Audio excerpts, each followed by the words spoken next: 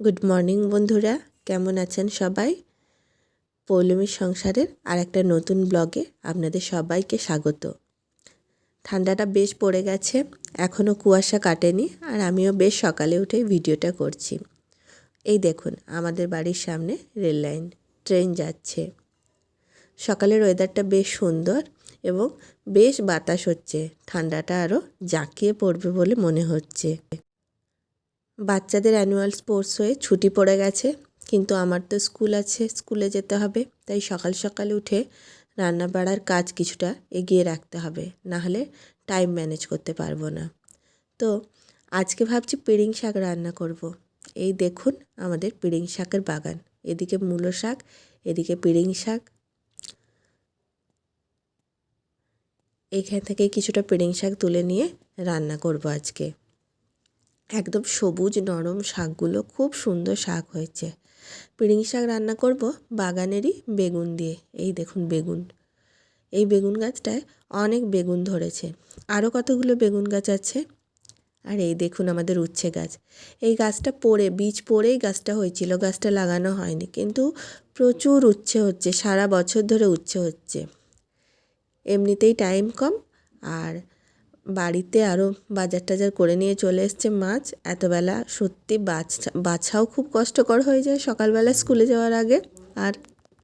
আর এই যে এটাতে আবার কাতলা মাছ এনেছে, চিংড়া মাছ, কাতলা মাছ, সেই ছোট চিংড়িও এনেছে। যাই হোক, মাছটা তাড়াতাড়ি ধুয়ে নিয়ে এটাকে নুন হলুদ মাখাতে দিয়ে দেব। ছোটটা উঠে পড়লে ও কিছুক্ষণ ছাড়তেই চায় না, ওকে কোলে কোলে নিয়ে ঘুরতে হবে, ওর সঙ্গে কথা বলতে হবে। যাই হোক, স্কুলেরও এখন চাপ আছে, রেজাল্টের চাপ।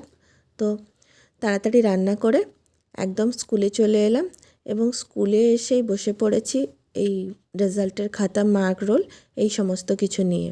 কদিন আগে লাইব্রেরি থেকে একটা বই নিয়েছিলাম, সুচিত্রা ভট্টাচার্যের মিতিন মাসি। ডিটেকটিভ গল্প পড়তে খুব ভালো লাগে, কিন্তু কাজের চাপে এইটা আর পড়ে ওঠাই হচ্ছে না। বইটা পড়েই আছে যেখানে থাকার। আজকে স্কুল থেকে ফিরতে দেরিও হয়েছে। রাত্রে এই যে মেথি শাক কুচিয়ে রেখেছি এবং আলু সেদ্ধ করে রেখেছি। আজকে রাত্রে বানাবো মেথি পরোটা আর ছোলার ডাল। নর্মালি অনেকে আটার সঙ্গে মেথি পাতাগুলোকে কুচিয়ে পরোটা করে, আমি কি করি, আলু দিয়ে পুর ভরে পরোটা করি। এইভাবে আটা ময়দা মাখিয়ে রাখি, আর এই যে পুর তৈরি করে রেখেছি। আর এই যে কুচু ঝাল খেতে পারে না বলে কুচুর জন্য ঝাল ছাড়া পুর তৈরি করা আছে। এই পুরগুলো ভরে দেব ওই আটার লেচি করে, তারপরে এইভাবে বেলে নেব। এই দেখুন কি সুন্দর হয়ে পরোটাগুলো ফুলছে। এরপর হালকা হালকা তেল দিয়ে এগুলো ভেজে নেব।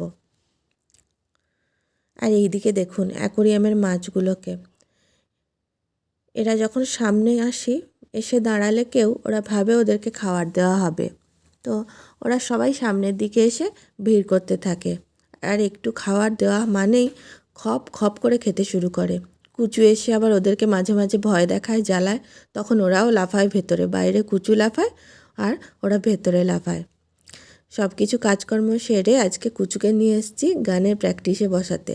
আর গান করতে আসা মানেই ওর দুষ্টামি, আঁকবে বাঁকবে, মুখে স্টিকার লাগিয়ে গান করবে, ওর নানা আবদার থাকে। পেছনে পুতুলের ওপর শুয়ে পড়বে, আলটিমেট গানটাই ওর ঠিকঠাকভাবে হবে না।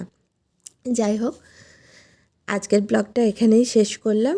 আর আপনাদের কেমন লাগলো আজকের ব্লগটা সবাই জানাবেন, এবং পাশে থাকবেন বন্ধুরা। যাদের ভালো লাগবে তারা সাবস্ক্রাইব করে নেবেন।